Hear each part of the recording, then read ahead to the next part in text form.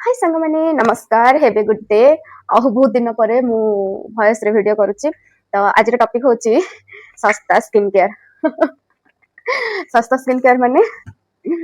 पाखरे पैसा पत्र नाही जहाँ मो पाखरे अच्छे सेडरे मु स्किन केयर करबी बहुत दिन किसी भी स्किन केयर करनी आ चुट्टीर भी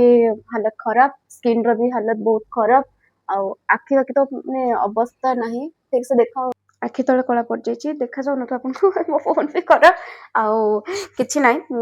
दिन से मु भी फोन किनिबी बहुत सारा महंगा वाला स्किन केयर भी करबी आ बे जहाज शेयर करनेबी चलो स्क्रब आउ पिल मास अछि मु स्क्रब आगे अरे आपण माने टी मते कमेंट रे जानबे कि स्क्रब आगे यूज करनती पिल मास आगे यूज करनती मु आगे स्क्रब यूज करे तापर पिल मास यूज करे एबे चुट्टीटा बांधि लेबा हेयर भी बहुत डैमेज होचे भुवनेश्वर आसला पर बहुत हेयर फॉल होचे तो मु भी रोजमेरी वाटर यूज करची ठीक अछि चलो तबे चुट्टी बांधि लेबा तापर हमें स्टार्ट करिया स्किन केयर किछि दिन होला मोर भी दिन खराब चलची तो मु भी बहुत दिन होला स्किन केयर करनथले तो ब्लैक पिचेस पड़ जाए ना स्किन रे माने पूराटा स्किन टा पोड़िला टाइप रे देखा जाए पूरा मो स्किन टा पूरा सेमती ही जाय छे पाखापाखि 5-6 मास होला मो स्किन केयर किछि करेनी ए दिन खराब चलतला मोर ता से तो जॉब चेंज प्लेस चेंज से सब जिनस को लेकिन बहुत दिन रू टिके निज केयर भी नहीं किछि करनी स्किन केयर सहित आउ भी किछि कथा थिला आपण मानक सहित मु बहुत दिन रो वीडियो जेमति पकेइनी एबे मु से जिनस को रेगुलर करिया को चाहूची आपण माने जेमति मते आगरो सपोर्ट करथले एबे भी सेमति मते सपोर्ट करंतु आ बहुत सारा भल पाइबा दियंतु तो एबे हमें स्किन केयर पर पळे आसीबा जेमति के मु स्क्रब करची बे फेस वॉश कर देथिले तापर स्क्रब करची जेमति मु कहथले कि मु स्किन केयर बहुत दिन करनथले तो माने स्किन में जो डेड स्किन फेयर जेमति ब्लैक हेड्स सब बहुत हे जायतिला स्किन रे तो सेटा रिमूव करे पे मते स्क्रब टा बेटर माने लागे तापर प्राय तो मु एमिति घरे ही स्किन केयर करनी मते जते के घरे जिंस नि स्किन केयर करे को बेसी भल लागे पार्लर जाय कि अलगा केमिकल किछि अलगा जिंस यूज करे को भल लागेनी लेकिन मु स्क्रब और पिल मास्क टा बेसी यूज करे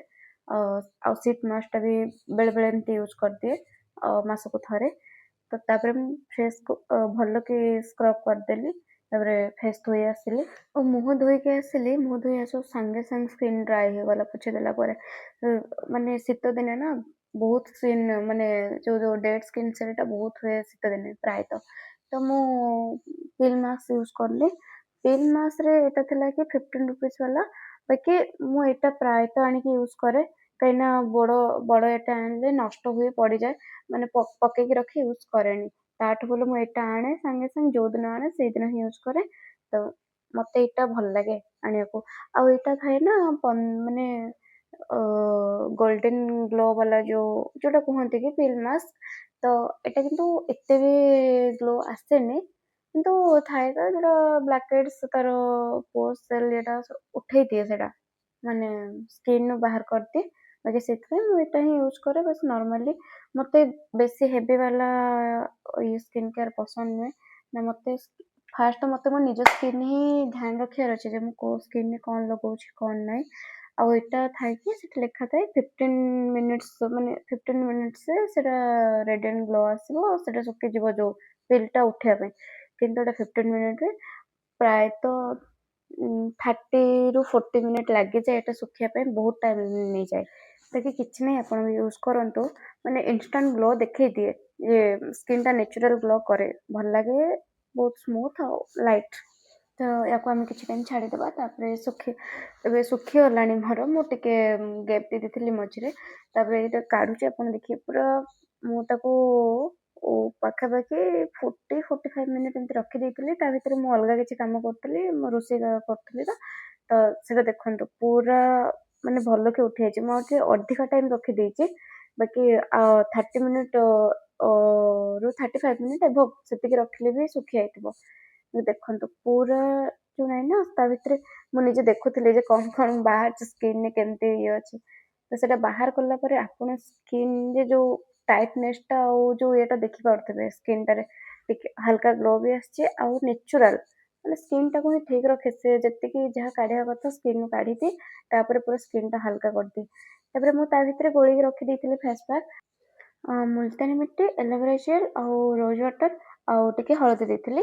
तो सेटा अप्लाई करथिली फेस रे मते मुल्तानी मिट्टी टा बेस्ट फेस पैक आ किछि भी लागेनी माने मुल्तानी मिट्टी ना पिंपल हेतबो तापरे आपण लगेबे ସିରିୟସଲି ସେଟାକୁ ବହୁତ ଜଲ୍ଦି ପୁରା ପ୍ଲେନ୍ ବି କରିଦିଏ ମୁହଁଟା, ଆଉ ଯୋଉ ପିମ୍ପଲ୍ ଯୋଉ ମଞ୍ଜିଟା ସେଇଟା ବହୁତ ଜଲ୍ଦି ଶୁଖିକି ବାହାରିଯାଏ। ତ ସ୍କିନ୍‌ଟା ମାନେ ବହୁତ ନ୍ୟାଚୁରାଲ ଥାଏ ନା, ଯୋଉ ସେଟା ଅର୍ଗାନିକ ଯେମିତି କୁହନ୍ତି। ଅଲଗା କିଛି ଏମିତି ପାର୍ଲରରେ କେତେ ସାରା କେମିକାଲ, କେତେ ଫେସ୍ ପ୍ୟାକ୍ ୟୁଜ୍ କରୁଛନ୍ତି, ତ ସେଇଟା ମତେ ପସନ୍ଦ ନାହିଁ। ଆଉ ଫେସ୍ ପ୍ୟାକ୍ ଭିତରେ ମତେ ବିଟରୁଟ୍ ପାଉଡରଟା ଗୋଟେ ପସନ୍ଦ, ଆଉ ନିମ୍ ଫେସ୍ ପ୍ୟାକ୍। ତ ଏତିକି ମୋ ସ୍କିନ୍‌କୁ ସୁଟ୍ କରେ। ବାକି ମୁଁ ପାର୍ଲରରେ କେବେ ଫେସିଆଲ କରିନି। ଅ କ୍ଲିନଅପ୍ ହେଇଥିଲି 2-3 ଥର କ୍ଲିନଅପ୍ ହେଇଛି। ବାକି ଚଳିବ, ଯୋଉଟା ମୋ ଫେସକୁ ସୁଟ୍ କରେ। ମୁଁ ପଚାରିକି ହିଁ ମାନେ ଇଏ କରେ। ମୋ ଫେସକୁ ବହୁତ କିଛି ଜିନିଷ ସୁଟ୍ କରେନି। ଥରେ ଅଲଗା କିଛି ଫେସ୍ ପ୍ୟାକ୍ ୟୁଜ୍ କରିଥିଲି। ସେଇଟା କଣ ଥିଲା, କଣ ଗୋଟେ ନ୍ୟାଚୁରାଲ ଗ୍ଲୋ କଣ ଗୋଟେ ନାଁଟା ଥିଲା। ବାକି ସେଇଟା ୟୁଜ୍ କଲା ପରେ ମୋ ଫେସ୍ ଏତେ ପୋଡ଼ିଲା, ତ ସେଇଠୁ ମୁଁ ଅଲଗା କିଛି ଫେସ୍ ପ୍ୟାକ୍ ଅଲଗା କିଛି ବି ଆଣିକି ୟୁଜ୍ କଲିଣି। ମୁଁ ମୁଲତାନୀ ମିଟି ହିଁ ୟୁଜ୍ କରେ। ଆଉ ଯେତେବେଳେ ପାର୍ଲରରେ କିଛି ବି ସ୍କିନ୍ କେୟାର କରୁଥିଲି, ଯେତେବେଳେ ବି ସେତେବେଳେ ପଚାରୁଥିଲି ଯେ ମୋ ସ୍କିନ୍‌କୁ ଏଇଟା ସୁଟ୍ କରେନି, ତ ସେମାନେ ମତେ ରେକମେଣ୍ଡ କରୁଥିଲେ। ତାପରେ କିଛି ଟାଇମ୍ ଗଲା ପରେ ମୁଁ ତାକୁ ଶୁଖି ଯାଇଥିଲା। ତାପରେ ମୁଁ ତାକୁ ଧୋଇଦେଲି। ଧୋଇଦେଲା ପରେ ଆପଣ ଦେଖିପାରିବେ, ଦେଖନ୍ତୁ ଆପଣ ମାନେ ପୁରା ଫେସ୍‌ଟା ଦେଖନ୍ତୁ କେତେ ଗ୍ଲୋ କରୁଛି, ଆଉ ସ୍କିନ୍‌ଟା ପୁରା କେତେ ପ୍ଲେନ୍ ଦେଖାଯାଉଛି। ତ ସବୁଠୁ ଭଲ ନ୍ୟାଚୁରାଲ ଆପଣ ମୁଲତାନୀ ମିଟି ଘରୋଇ ରେମିଡି ବେଶୀ ୟୁଜ୍ କରନ୍ତୁ। ଆଉ ଶୁଖେ ମୁଁ ଧୋଇ ଆସିଥିଲି, ତାପରେ ତାକୁ ପୋଛି ଦେଇଥିଲି। ତାପରେ ସ୍କିନ୍‌ଟା ବହୁତ ଡ୍ରାଏ ହେଇଯାଇଥିଲା, ତ ମଏଶ୍ଚରାଇଜର ଆଉ ଲିପ୍ ବାମ୍ ଲଗେଇଦେଲି। ଶୀତ ଦିନେ ନା, ଏବେ ସ୍କିନ୍‌ଟା ବହୁତ ଜଲ୍ଦି ହିଁ ଡ୍ରାଏ ହେଇଯାଉଛି, ଆଉ ମୋ ସ୍କିନ୍‌ଟା ହିଁ ଡ୍ରାଏ ପୁରା। ଆଉ ଆପଣମାନଙ୍କୁ ଯଦି ମୋ ଭିଡ଼ିଓଟି ଭଲ ଲାଗିଥିବ, ଶସ୍ତା ସୁନ୍ଦର ମାନେ ମଜବୁତ ବାଲା ସ୍କିନ୍ କେୟାର, ତ ଯଦି ଭଲ ଲାଗିଥିବ ତାହେଲେ ଲାଇକ୍, କମେଣ୍ଟ, ସେୟାର, ସବସ୍କ୍ରାଇବ୍ କରିବେ।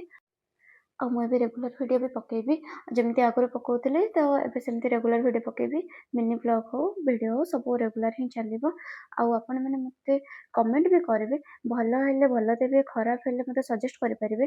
ଆଉ ଥ୍ୟାଙ୍କ ୟୁ। ରହୁଛି, ନମସ୍କାର, ଟାଟା।